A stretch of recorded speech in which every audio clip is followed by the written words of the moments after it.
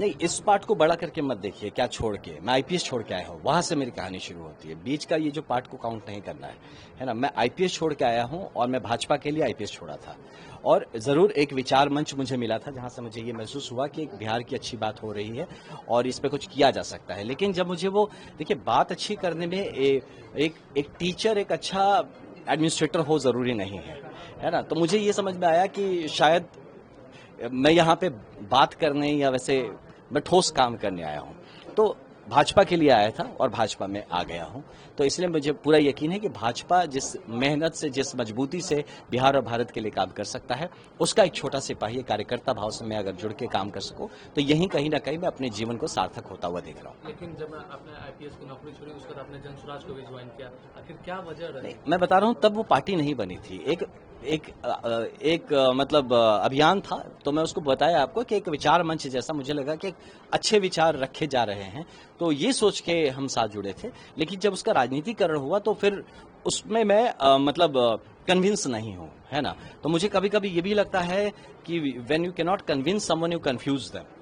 तो वो हमसे ना होता है कि भाई हम कन्विंस नहीं कर पा रहे तो कंफ्यूज कर दें। तो या तो इस कदर तक चीजों को बिल्डअप करे लॉजिकली और ये लगे कि हाँ यही ठीक है, और लास्ट में जाके छोटा सा ट्वीक कर दे जो लोगों को समझ में ना आए। तो मुझे कन्विंसिंग नहीं लग रहा था लास्ट तक कि पूरा ओवरऑल जो नैरेटिव है।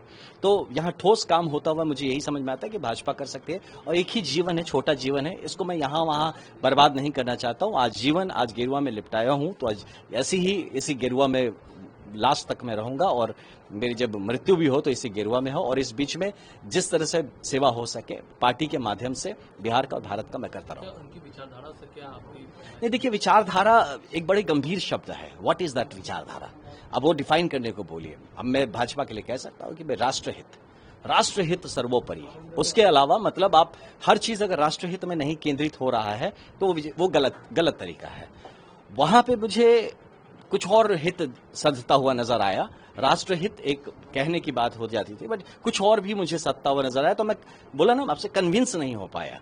जब कन्विंस नहीं है तो वहां पे जरूर घुस के वहां पे और कंफ्यूजन क्रिएट करने की जरूरत नहीं है। गरिमामय तरीके से वहां से अलग हो जाए। तो कैप्टन निर्दलीय भी 2024 में लोकसभा का चुनाव लड़ा, आज भाजपा आवार है, तो क्या आपको बक्सर से? नहीं, बिल्कुल नहीं। देखिए, मैं चुनाव लड़ने के लिए तब भी नहीं आया था। तब मेरे पास कोई विकल्प नहीं था। आप ये समझिए कि अपनी बात को रखने, समझाने, होता ना कि अब सुनाने के लिए मैं भी हूं, तो मुझे लड़ना पड़ा, है ना। मैं चुनाव लड़नी, आज भी कहता हूं, मुझे भाजपा में आया हूं यहाँ पे, तो मैं यहाँ चुनाव लड़ने के लिए नहीं आया। मैं टिकटार्थी नहीं हूं, मैं टिकट नहीं मांग रहा हूं। मैं संगठन के लिए मजबूती से काम करना चाहता हूं। और बहुत सारे लोग जिनके ये भ्रांति है कि मैं टिकट के लिए, देखिए, चुनाव लड़ना बहुत आसान चीज है। आप निर्दलीय चुनाव लड़ सकते। चुनाव लड़ने का इतना ही किसी में कीड़ा है तो निर्दलीय लड़ लेगा, वो इतने पार्टी है किसी से लड़ लेगा। लेकिन मुझे ये नहीं करना है। मुझे भाजपा को मजबूत बनाना है, और इस मजबूत भाजपा के माध्यम से एक मजबूत बिहार बने, ये प्रयास है।